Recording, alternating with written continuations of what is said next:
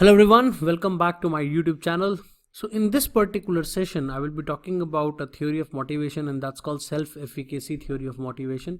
I would also like to thank Neha, who has specifically demanded for this lecture on my channel, and that's why I'm making it today.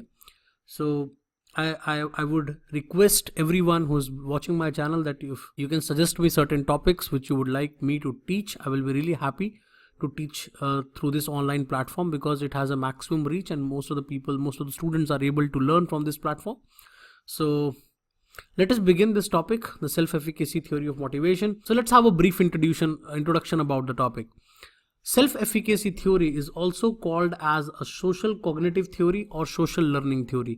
ये दोनों नाम इसको दिए गए हैं. तो ये वाला जो क्वेश्चन है वो कई बार हमें यूजीसी नेट के पेपर में देखने को मिल जाता है. Even sometimes in most of the competitive exams हमें ये वाला क्वेश्चन देखने को मिल जाता है. अब इस थ्योरी का मतलब क्या है? It refers to an individual belief that he और she is capable of performing a task. अब कोई भी टास्क अगर हम कर रहे हैं, लेट अस सपोज हम साइकिल चला रहे थे, तो कुछ लोग साइकिल चलाना बहुत जल्दी सीख जाते थे, कुछ लोगों को काफ़ी टाइम लग जाता था, या कुछ लोग सीख ही नहीं पाते थे. अब इसका क्या एक मेजर चीज़ वहाँ पर क्या मैटर करती थी? वो मैटर करता था आपका बिलीफ, आपका कॉन्फिडेंस, कि ओवरऑल आपका कॉन्फिडेंस कैसा है. तो अगर आपको ये लगता था कि आप वो काम कर सकते हैं, you have that confidence that you can do that particular cycle driving, अगर आप ये कर सकते हैं तो आप जल्दी सीख जाते थे. अगर ऑन द अदर साइड जब भी आपका कॉन्फिडेंस ब्रेक हो जाता था, या आपको अगर कभी आपको चोट लग जाती थी तो आपका कॉन्फिडेंस टूटता था, आपका बिलीफ कम हो जाता था, तो इन दैट सिचुएशन आपको ये लगता था कि हम इतने कैपेबल ही नहीं है कि हम इसको कर पाएंगे. एंड दैट्स वाई या तो बहुत टाइम लग जाता था, या हम वो कभी ना कभी हम क्विट कर देते थे, हम सीख ही नहीं पाते थे. So the higher your self efficacy, जितना आपका सेल्फ एफिकेसी हायर होगा, the more confidence you have in your ability to succeed in a task. जैसे जैसा मैंने अभी बताया कि अगर आपका किसी भी काम को लेकर अगर आपका कॉन्फिडेंस हाई है, इसीलिए हम कहते हैं confidence is the key to success. Why we say that? Because अगर आपका कॉन्फिडेंस हाई है किसी भी काम को लेकर, आप ऑब्वियसली उस काम को बहुत सक्सेसफुली कंप्लीट कर लेंगे, या एटलीस्ट अगर आप फेल भी करेंगे उस काम में, you can come back more harder to that task. आप उतनी ज़्यादा ताकत से वापस आएंगे और उस काम को दोबारा ट्राई करेंगे. अब उसमें हम देखते हैं कि कई बार हमारी लाइफ में डिफिकल्ट सिचुएशंस आ जाते हैं, कई बार हमारे जॉब में डिफिकल्ट सिचुएशन आ जाता है, कई बार इस तरह की चीज़ें होती रहती हैं हमारे लाइफ के साथ. तो इन दैट सिचुएशन अगर आपका सेल्फ एफिकेसी हाई है तो आपका एफर्ट भी कम लगेगा किसी टास्क को करने में. ऑन द अदर साइड अगर आपका सेल्फ एफिकेसी लो है तो आपका एफर्ट भी बहुत ज़्यादा बढ़ जाएगा, और कहीं ना कहीं आपका कॉन्फिडेंस कम है, और अगर कॉन्फिडेंस कम है तो कहीं ना कहीं वो टास्क आप क्विट भी कर सकते हैं. And there will always be fear, और आपके पास हमेशा माइंड में फियर भी रहेगा कि ये काम हम नहीं कर पाते. So this is something which we need to understand. Theory का जो basic logic था, the logic is, so the basic logic of that theory was that if you have high confidence, or if you believe that you can do a particular task, you will always be able to complete that task with minimum effort. So the big question is, अब इसमें जो इस theory का जो एक major question था, वो question ये था, how do manager help their employees to achieve high level of self efficacy. ये तो हमें पता चल गया कि कॉन्फिडेंस अगर हाई है, अगर बिलीफ हाई है हमारा, तो हम किसी भी टास्क को सक्सेसफुली कंप्लीट कर सकते हैं. ये तो उस थ्योरी ने बता दिया. बट अगला क्वेश्चन क्या आता है? जो क्वेश्चन आता है वो ये आता है कि मैनेजर कैसे इस एफिकेसी को बढ़ा सकता है. लेट अस सपोज किसी एम्प्लॉय का लो है, तो हम क्या कर सकते हैं? What steps we can take, what we can do as a manager. So this can be done through goal setting theory and self efficacy theory. ये दोनों के थ्रू किया जा सकता है. तो गोल सेटिंग थ्योरी में क्या होता था? बेसिकली मैं आपको एक एग्जांपल देके समझाता हूँ. Let's take an example of goal setting theory. एक मैनेजर है और उस मैनेजर के नीचे में 4 टीम मेंबर काम कर रहे हैं, T1, T2, T3, T4. आप T2 हैं, let us suppose. So in that situation आप क्या देखते हैं कि मैनेजर सबके लिए लो टारगेट सेट करता है for T1, T3 and T4, but for you he is setting higher goals. वो आपके लिए हायर गोल सेट करता है या हायर टारगेट सेट करता है. अब इसको देखने का 2 तरीका हो सकता है. As a person what you can believe that, एक तो तरीका हो सकता है निगेटिव वे हो सकता है कि मैनेजर को मेरे से ही कुछ प्रॉब्लम है, and that's why he is always targeting me. वो हमेशा मुझे टारगेट करता है और मुझे जानबूझकर ज़्यादा काम देता है, ज़्यादा हायर गोल्स सेट करता है, सो दैट कि मैं वो पूरा ही ना कर पाऊँ. जनरली हम ऐसा ही करते हैं. This is the first thing which we do, that is हम निगेटिव हो जाते हैं. On the other side you can take it positive also. आप इसको पॉजिटिवली भी देख सकते हैं. पॉजिटिवली ये देख सकते हैं कि मैनेजर कहीं ना कहीं आप में ज़्यादा बिलीव करता है.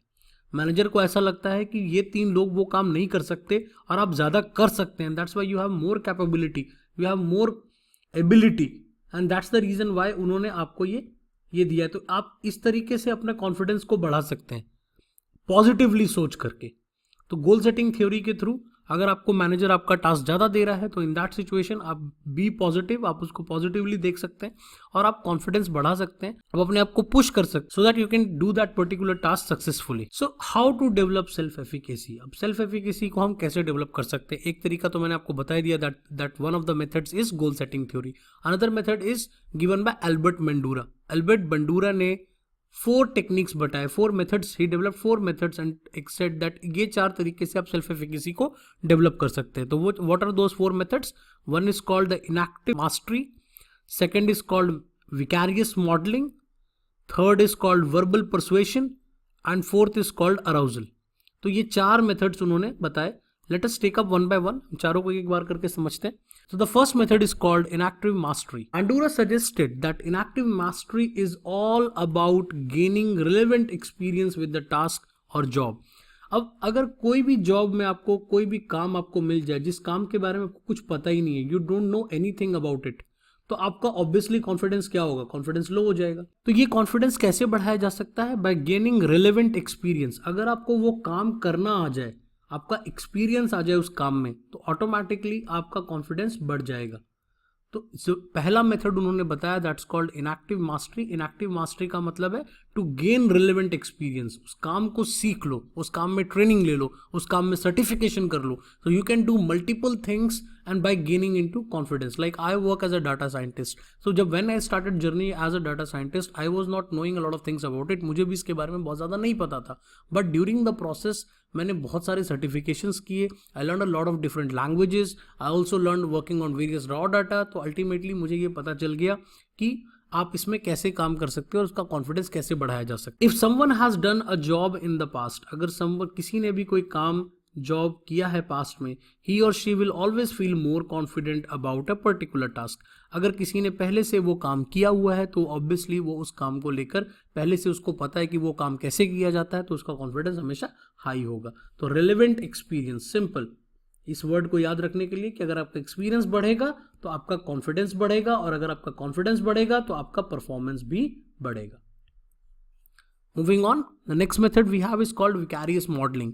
It's a very simple method. One of the method of gaining confidence is when we see our friends or family doing a task successfully. एक simple example से समझाता हूँ. Let us suppose आपका weight बढ़ गया है, you are overweight, and आप चाहते हो कि आपका weight कम हो जाए, तो आप but your confidence is low, आपका कॉन्फिडेंस लो है, आपको लग रहा है कि हम ये काम नहीं कर पाएंगे, but suddenly one day you see some of your, आप किसी अपने फ्रेंड को देखते हो एंड आपने देखा कि उस फ्रेंड ने अपना 15 kg या maybe 20 kg weight reduce कर लिया है in a very short period of time by doing gym or by doing lot of physical activities with the help of proper guidance. तो कहीं ना कहीं आपका कॉन्फिडेंस भी बढ़ता है। आपका कॉन्फिडेंस इसलिए बढ़ता है बिकॉज आपको लगता है अगर ये कर सकता है तो हम भी कर सकते हैं। So this is one of those methods. Vicarious modeling is all about is if somebody can do it from your nearby areas, nearby आपके आसपास के लोग, कोई आपके फैमिली में से, कोई आपके फ्रेंड में से, अगर वो लोग उस काम को सक्सेसफुली कर सकते हैं तो it gives a lot of confidence to you also that we can also do it successfully. So this is all about vicarious modeling. Then third one is called verbal persuasion. अब verbal persuasion में क्या होता है? This is one of the method where someone makes you realize about your skills and talent. अब एक तरीका होता है कि आप खुद से आपको पता है कि you are talented, you are skilful, that's one of the ways, but another way is sometimes आप अपने आप को अंडर कॉन्फिडेंट फील कर रहे हो, तो you are not feeling good and suddenly कोई पर्सन, चाहे वो आपके फैमिली का हो, आपके फ्रेंड का हो, कोई मोटिवेशनल स्पीकर हो, कोई भी, तो वो आपको कुछ बातें बताता है, आपके स्किल्स के बारे में आपको बताता है, आपके टैलेंट के बारे में आपको बताता है, and suddenly you feel that people are able to see that which you are not able to सी।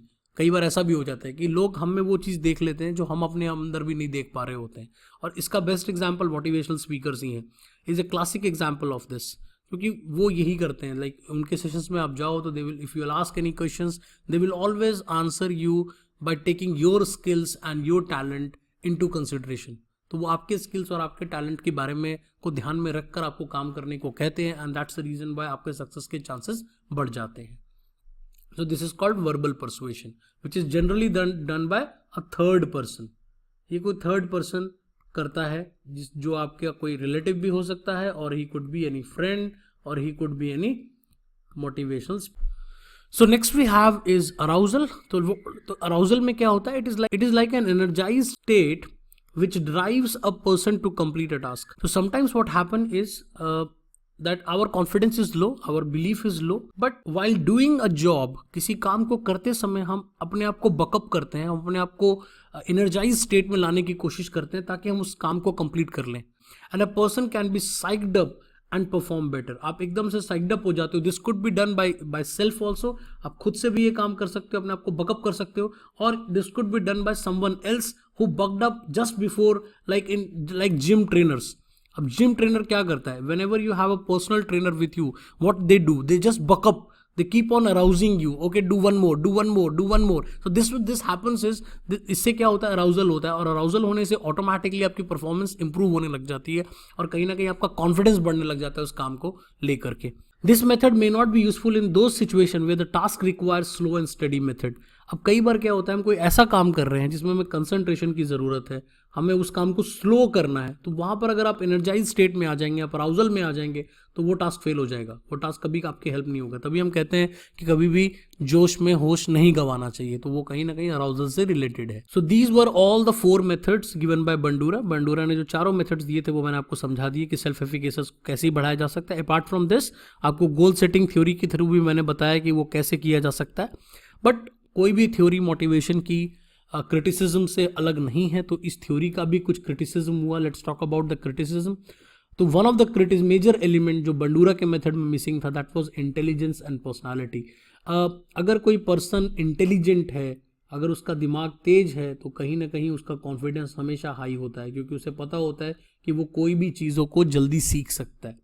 सो ये जो इंटेलिजेंस वाला पार्ट था वो बंडूरा के मेथड में था ही नहीं। So one of the things which was missed was this. Another was personality.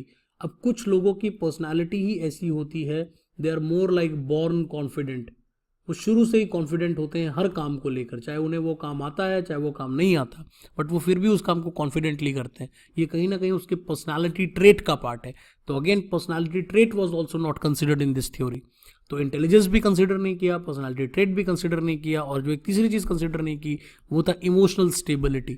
Emotionally अगर आप स्टेबल ही नहीं हैं तो आपका कॉन्फिडेंस कभी हाई नहीं होगा। तो कहीं ना कहीं जो सबसे इंपॉर्टेंट चीज़ है वो कहीं ना कहीं इमोशनल स्टेबिलिटी है। तो ये 3 ऐसे एलिमेंट थे जो बंडूरा के मेथड्स में नहीं थे। ऑल्दो ये बात सभी लोगों ने मानी कि अगर आपका सेल्फ एफिकेसी हाई है, मतलब अगर आप किसी काम को लेकर कॉन्फिडेंट हैं, तो आप उस काम को सक्सेसफुली कंप्लीट कर सकते हैं। ये बात को सभी लोगों ने माना, ऑल्दो बंडूरा के मेथड्स को लेकर क्रिटिसिज्म मिला, और वहाँ पर 3 चीज़ें जो मिसिंग नज़र आ रही थी, one was intelligence, another was personality, and third was emotional stability. So I hope कि आपको ये लेक्चर भी मेरा पसंद आया हो। I am closing to 5000 subscribers. Thank you so much. I hope my lectures are really helping you in your last time revisions and your detailed learning about the topic. So do subscribe to my channel and keep learning. Bye bye.